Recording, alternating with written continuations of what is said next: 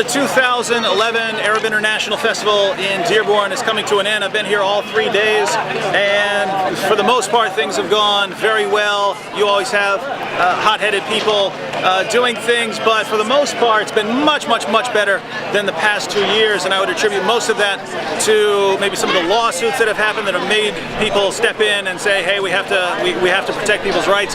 And also the Wayne County Police, who are doing the police work here, have done a much better job than Dearborn Police. They've been protecting people's rights instead of trampling on them. But there is one concern I've had that's actually outside the festival, having again to do with Dearborn Police Department.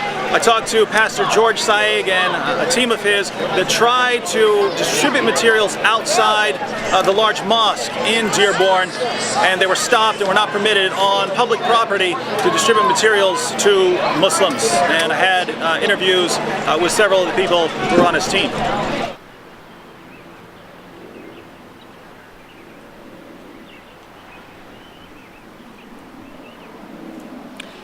Yes, this last Friday, June 17, we were trying to reach out to the Muslims here in this Islamic center. We want to come and be in the sidewalk to give Bible messages, gospel material to the Muslims.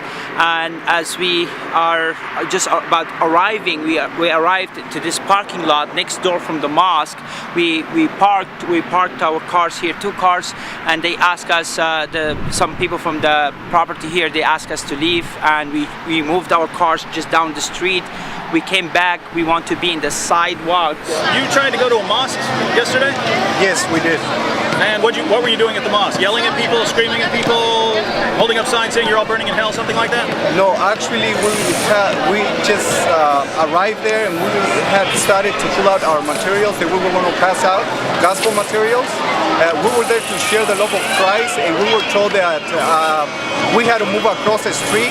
On Friday we went to the mosque, and we went way ahead of time to just try to set up somewhere where we wouldn't be in anybody's way, and it'd be legal and everything. And we have all the right, absolutely all the right, to be right in front of their gate.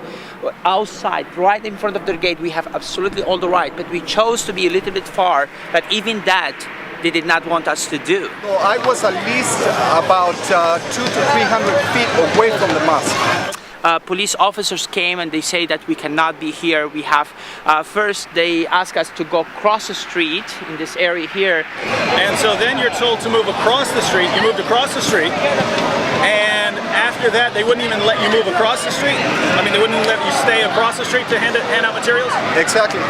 Right after we move our materials across the street, when the police arrived, we were already moving our materials, and then they told us that to get our stuff and leave. After the phone call, he said, now I can order you guys, if you don't have a permit, you must leave. You cannot be here or cross the street. He wants us to leave completely from the area. And we couldn't be on the easement with the grass. We couldn't be anywhere. We didn't do anything. And we kept saying, why can't we stand here? We're on the public grass part. We went there and we stood there and we just tried to distribute our material, and the police came. He forced us to leave, which is, I think it's unlawful, it's unconstitutional. And he said, well, and then he called somebody, and then he came back and said it was that we needed a permit to do that. So you weren't even on any private property, and you were not allowed to distribute materials on public property? That's right. Yeah, we were across the street from the Christian church, and we had not yet even started passing out materials. So did did you need a permit or something like that? Yes, they said that we need a permit, and there were like 2 cars that drove by, and they asked for the materials, and they were giving materials, but they even rolled down their windows, and they asked for the materials. They wanted it. So you're on public property, and people are asking for the materials, and Dearborn police come up to you and tell you you cannot do this without a permit. That's right. And then I told them that the Constitution of the United States grants us freedom of speech, press, and religion.